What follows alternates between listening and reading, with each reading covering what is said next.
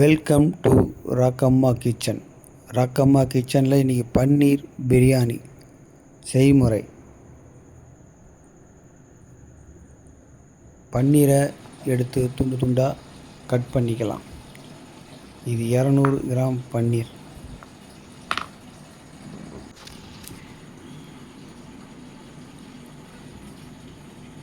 ஒரு பவுலு, அதில் கட் பண்ண பன்னீரை சேர்த்துக்கலாம். சிக்கன் 65 மசாலா காரத்துக்கு தகுந்த மாதிரி போட்டுக்கலாம். 1 ஸ்பூன் இஞ்சி பூண்டு பேஸ்ட், தேவையான அளவு உப்பு. நல்லா கலரி விட்டு ஒரு 10லேருந்து 15 நிமிஷம் ஊற வச்சுக்கலாம்.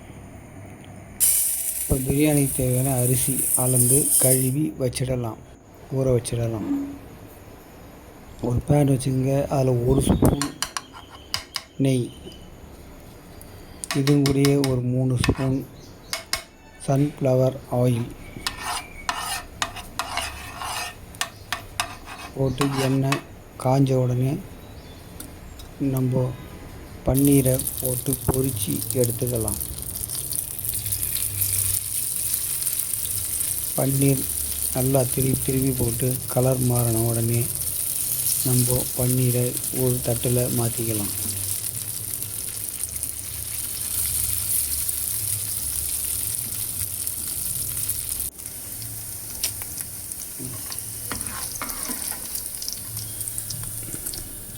இது போல் கலர் வரணும்.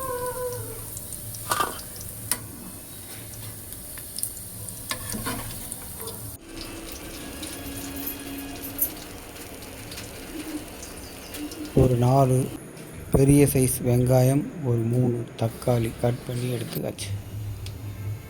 பட்டை, ஏலக்காய் எல்லாம் நம்ம ஏற்கனவே ஆயில் ஊற்றிருக்கலாம். அந்த ஆயிலே போட்டுக்கலாம். அப்புறம் வெங்காயம் சேர்த்துக்கோங்க. 4 பெரிய வெங்காயம் பிரியாணி மாதிரி கட் பண்ணது. இது நல்லா வதங்கணும். வெங்காயம் நீங்கள் 1/2 கிலோ அரிசி எடுத்திங்கன்னா 100 கிராம் எண்ணெய் யூஸ் பண்ணிக்கோங்க. நல்லா வெங்காயம் வதங்கணும். தக்காளி போட்டு கிளறிக்கலாம்.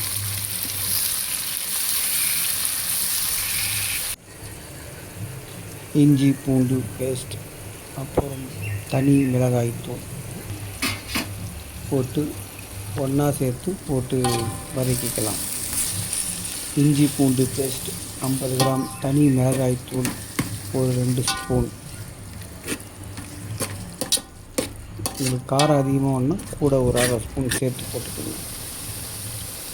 நல்லா வதங்கினோடனே கொத்தமல்லி போட்டு ஒரு கலர் இது நல்லா வதங்கின உடனே நம்ம புதினா போட்டு ஒரு கிளறிப்போம். புதினா நல்லா வதங்கின உடனே தயிர் சேர்த்துக்கலாம். ஒரு 100 கிராம் தயிர்.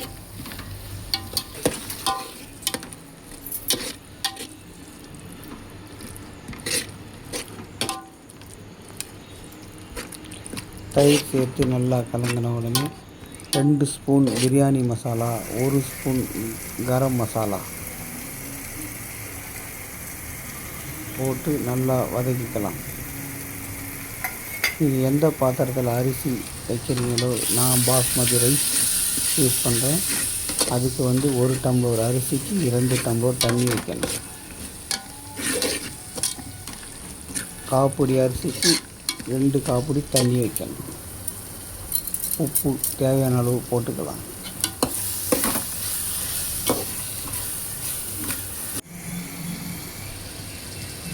போட்டு கருகிட்டு தண்ணி ஊற்றிப்போம்.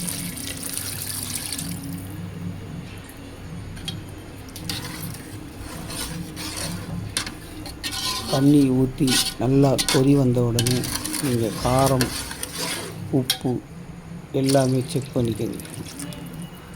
உப்பு மட்டும் லைட்டாக கரிக்கிற மாதிரி இருக்கணும். எலுமிச்சை பழத்தை பிழிஞ்சு ஊற்றி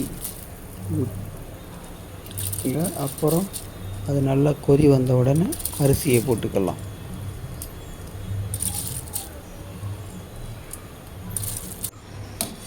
அரிசியை போட்டு உடையாமல் கிளறணும். சைடில் கரண்டி விட்டு உடையாமல் கிளறி விடுங்க.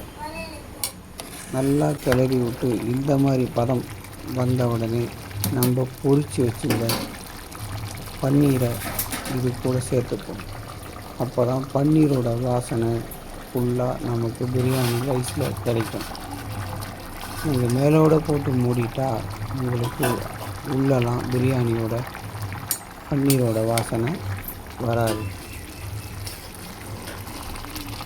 லேசாக அரிசியும் உடையக்கூடாது, பன்னீரும் உடையக்கூடாது. லேசாக ஒரு கிளறிட்டு நீங்கள் தம் போட்டுக்கலாம்.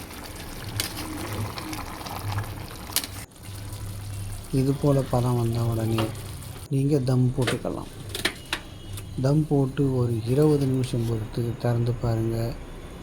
இது மாதிரி நல்லா உதிரியாக நல்லா ஜூஸியான ஒரு சூப்பரான உங்களுக்கு பிரியாணி இருக்கும். இந்த ராக்கம்மா கிச்சனை ஃபாலோ பண்ணிக்கோங்க. இது மாதிரி வீடியோஸ் எல்லாம் தொடர்ந்து பாருங்கள், என்ஜாய் பண்ணுங்கள், சமைச்சு சாப்பிடுங்க, கமெண்ட் பண்ணி சொல்லுங்கள் எப்படி இருக்குன்ட்டு. ராக்கம்மா சேனலை சப்ஸ்கிரைப் பண்ணுங்க.